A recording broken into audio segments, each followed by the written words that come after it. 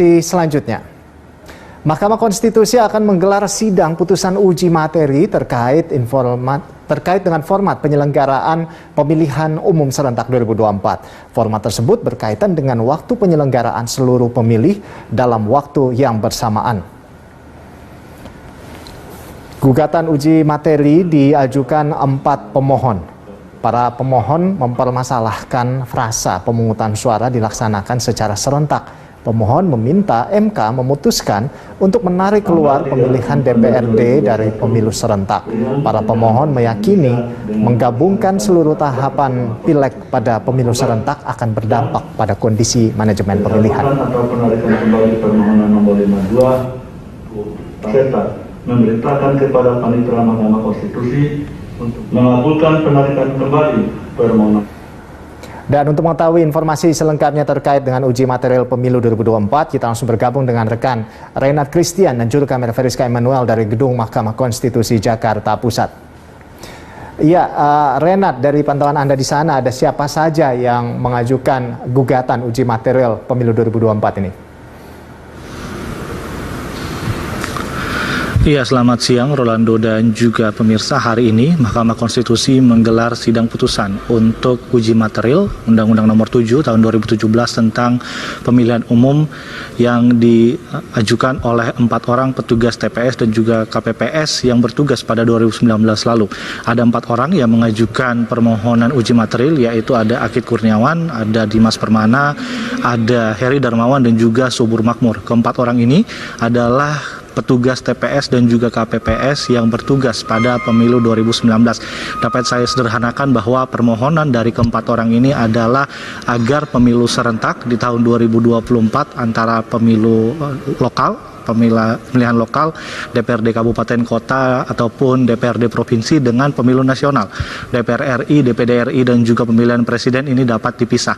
Adapun mereka beralasan adalah penggabungan pemilu serentak antar kelima institusi ini sangat menyulitkan mereka dalam melakukan pekerjaan, di mana mereka menitik beratkan pada beban kerja yang cukup tinggi, di mana dalam satu hari akan dilakukan pemilihan terhadap 5 kotak, yaitu DPD RI, DPR RI, Presiden juga Wakil Presiden, lalu DPRD Provinsi dan juga DPRD Kabupaten Kota. Dan untuk itu mereka mengatakan akibat beban kerja ataupun manajemen waktu yang membuat mereka harus bekerja sangat panjang, ini melukai hak konstitusional mereka di Undang-Undang 1945 pasal 27 dan juga 28. Dan untuk itu mereka melakukan permohonan uji material khususnya di pasal 167 dan juga pasal 134 pasal 347 ayat 1 Undang-Undang Pemilu, di mana ada frasa yang mengatakan bahwa pemilu dilakukan secara serentak, dan untuk itu mereka menginginkan agar Mahkamah Konstitusi dalam hal ini yang berwenang memeriksa ataupun melakukan provisi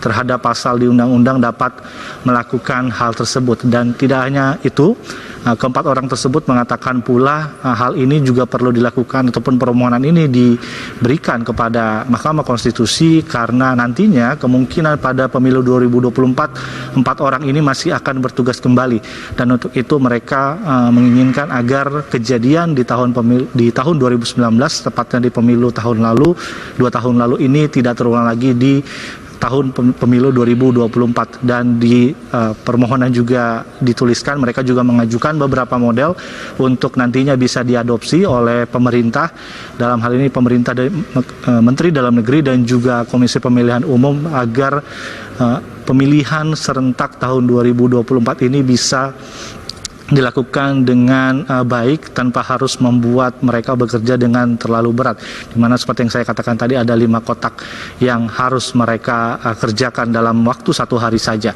Dan untuk sampai detik ini untuk jadwal pemilu sendiri memang pemerintah belum bersepakat terkait jadwal pemilu untuk tahun 2024, dan kita masih harus menanti, Rolando dan juga pemirsa, bagaimana nantinya kepastian dari jadwal dan juga mekanisme pelaksanaan pemilu di tahun 2024 nanti. Rolando. Lalu apa hasil sidang dari gugatan tersebut, Renat?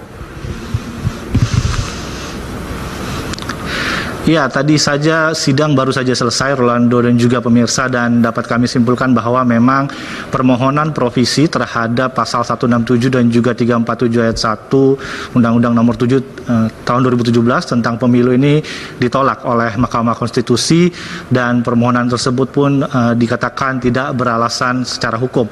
Ada beberapa alasan yang bisa dapat kami sampaikan. Pertama adalah terkait titik berat yang diajukan oleh keempat orang tersebut yang mengatakan bahwa penyelenggaraan pemilu serentak tahun 2019 ini membuat kerja semakin berat dan juga waktu sangat tidak efisien. Dan untuk itu tadi Hakim Saidul Isra mengatakan untuk manajemen waktu itu harusnya diserahkan kepada pembentuk undang-undang dan juga penyelenggara, yaitu pemerintah dan juga KPU. Dan untuk itu provisi terhadap pasal tersebut pun tidak perlu dilakukan karena terkait manajemen ataupun skema pelaksanaan itu diserahkan kepada kedua institusi tersebut. Dan juga MK menilai waktu masih sangat panjang hingga 2024. Waktu ini bisa digunakan sebagai evaluasi agar nantinya hal yang buruk di tahun 2019 tidak terjadi lagi di tahun 2024. Selain itu ada juga terkait putusan 55 tahun 2019 yang ditetapkan oleh MK pada Februari 2020 mengatakan sebenarnya MK sudah memberikan rekomendasi sekitar 6 model bagi stakeholder terkait, pemerintah dan juga KPU untuk melakukan pemilu serentak. Di mana kalau kita lihat ada di model 3 dan juga model 4 mengatakan sebenarnya untuk pileg lokal dan juga pileg nasional ini sebenarnya bisa dipisah. Namun tentu itu kembali lagi kepada keputusan pemerintah dan juga penyelenggara pemilu, dalam hal ini KPU. Setidaknya itu, Rolando dan juga pemirsa, dapat saya sampaikan bahwa permohonan provisi terhadap kedua pasal tersebut dan juga permohonan ditolak oleh MK karena tidak beralasan secara hukum. Rolando. Baik, terima kasih Renat atas laporan Anda dan selamat bertugas kembali. Pemirsa, demikian tadi laporan dari rekan Renat Christian dan juru kamera Veriska Emmanuel dari Gedung Mahkamah Konstitusi Jakarta Pusat.